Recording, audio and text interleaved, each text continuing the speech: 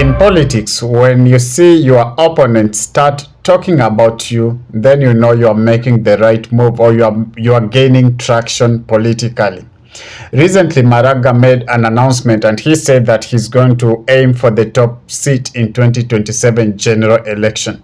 So many people dismissed him as a weak candidate. Others termed him that a candidate that lacks aura.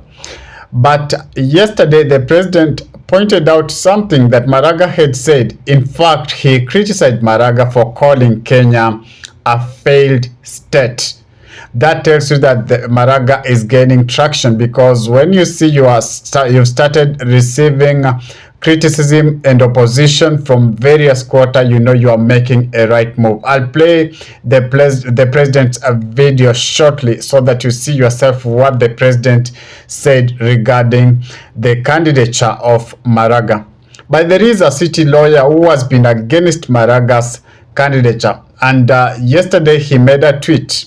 On that particular tweet, remember, Maraga had requested that he's going to get fund from Kenyans, or he's going to be sponsored by Kenyans for him to succeed in 2027 general election. This city lawyer made an accusation. In fact, he told Kenyans not to contribute anything to Maraga.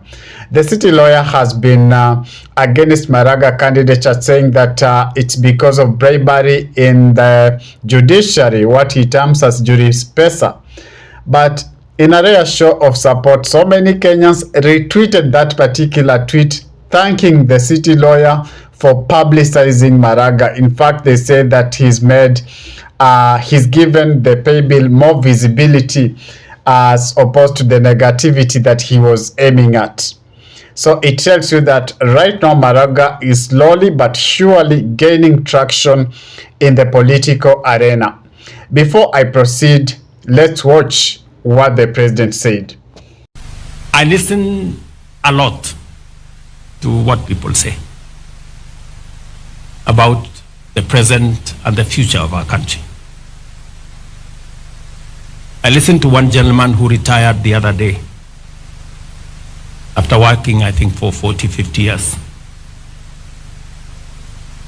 And he wants to be president. And I listened to him say, Kenya is a failed state. And I asked myself, so for 40 years, you have been working in a failed state? So you want to be president of a failed state? Really? You want us to entrust you to the leadership of a country you don't believe in, to a people you don't believe in? And just for the record, companies like Lindsay, Liaison, an exchange like Nairobi Stock Exchange, the best listed stock exchange last year in Africa, they don't exist in failed states. If there is something that is going to give the deep state sleepless night, is the candidature of Maraga as well as the candidature of Okiya Omtata. The two gentlemen have no mud in their hands. They've been working their job clean, in a clean way, and they've got no corruption. But we understand that in politics, it's a dirty game. And in my opinion, files and files soon are going to start surfacing from nowhere. They'll try, or the deep state gonna try to paint these guys black and say, hey, these guys are corrupt, are not as clean as the youth thinks they are. Because we normally say in politics, anything is possible. Remember, the opposition have made a formation that included the old politician who did come from the Ruto side and became opposition, led by Rigathi Gachagua, akina Martha Karua, akina Stephen Kalonzo Musyoka. All those have been in political arena, and I know if they opt to choose one of those particular individuals that I've just mentioned, the government will get an easy way of painting them black, because they have their files over and over again. So it will be easier for them to paint them or to bring them into mud, and just to make sure that Kenyans doesn't go for either of them. Because remember, Matiang'i has been already receiving backlash from his service or his tenure during the Uhuru Kenyatta time, and he's been trying his best to fight the allegations, but the allegations are hanging on his shoulders. But the two individuals that I've just mentioned, that is Maraga and Okiya Omtatah, a clean pair as per se, or a clean pair from where I stand, because I'm yet to hear of any scandal associated with the Maraga and any scandal associated with Okiya Omtatah. In fact, Omtatah has been in and out of court fighting the ills of this government, fighting the excesses of the government, and I'm yet to hear any scandal that pins him down.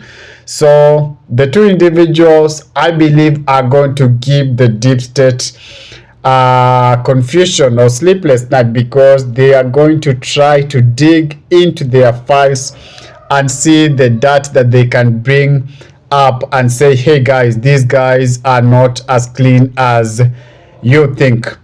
So in my opinion, for the opposition to succeed, I think the previous akina Rigiji, akina Martha Karua, akina Matiang'i, I think they should put their weight behind these two individuals, because the two individuals have already been endorsed with the youths.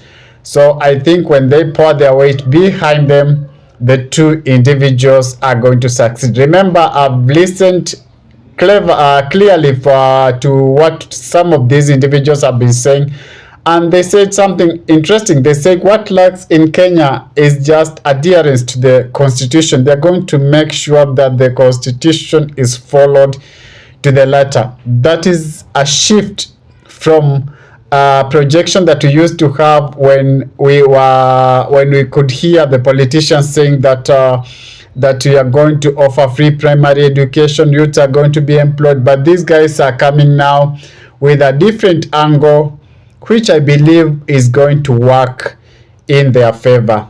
We await and see what the future holds for these two guys that I've just mentioned. If it is your first time, guys, on my channel, before you sign out, could you kindly just spare a moment of your time and hit that subscription button and put on a notification bell as well, so that when I do subsequent videos, you'll not miss out. Adios.